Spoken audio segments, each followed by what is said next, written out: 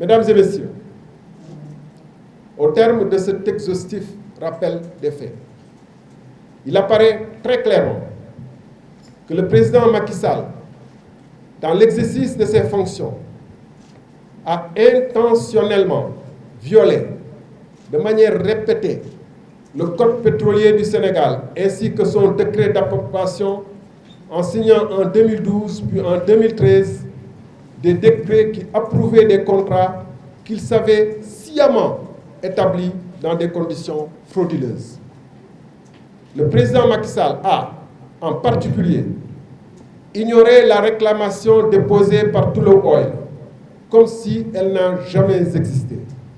tout comme le rapport étouffé de 2012, pourtant établi par les services de la présidence de la République, l'inspection générale d'État. De la sorte, le président Macky Sall a incontestablement permis au sulfureux Franck Timis, un spéculateur connu et reconnu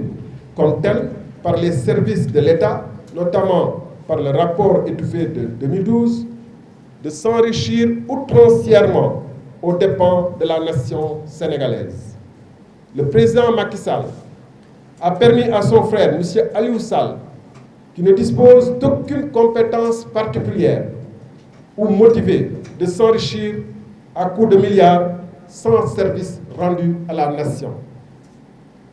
Malgré les alertes et saisines maintes fois réitérées, tant par l'ancien Premier ministre Abdoul Mbaye que par l'ancien ministre Thierno Alassane Sall,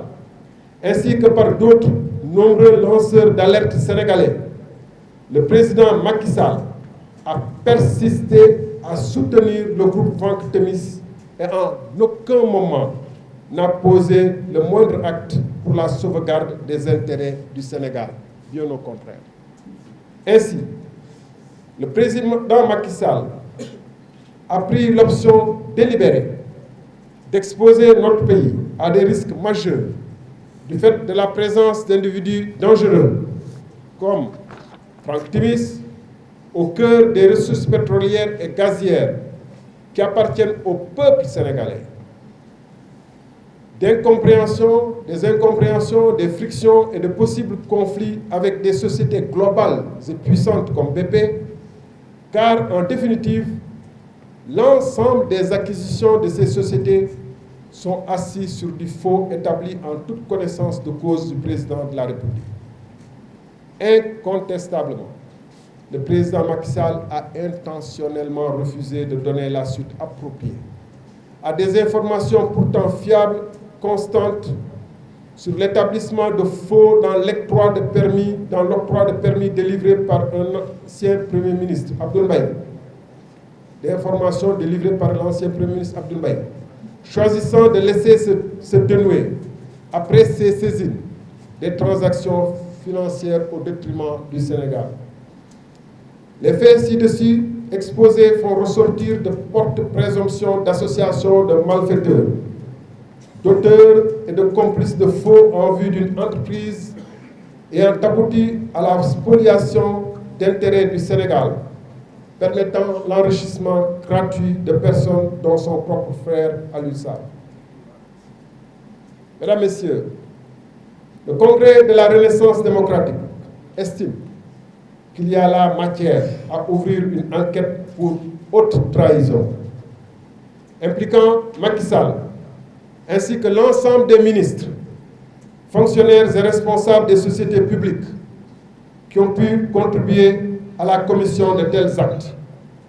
en particulier Aly Ngouille Ndiaye et Mahammed Boun Abdallah Dionne. Tous les témoins de cette affaire relative aux attributions d'autres permis à Franck Timis, à Ovidiu Tender et aux autres bénéficiaires devront être entendus dans le cadre de ces enquêtes, y compris anciens premiers ministres, anciens ministres. De telles enquêtes devront être conduites non seulement au Sénégal, mais également en Grande-Bretagne et aux États-Unis d'Amérique, où se trouve le siège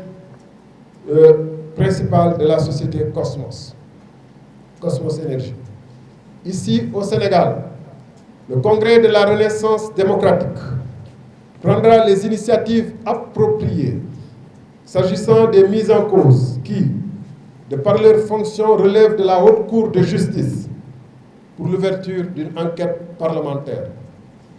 En ce qui concerne Aliou Sall et Franck Timis, ainsi que tous les hauts fonctionnaires ayant pris part à cette haute trahison, une plainte sera déposée auprès du procureur spécial de la Cour de répression de l'enrichissement illicite contre l'agent public, le sieur Aliou Sall.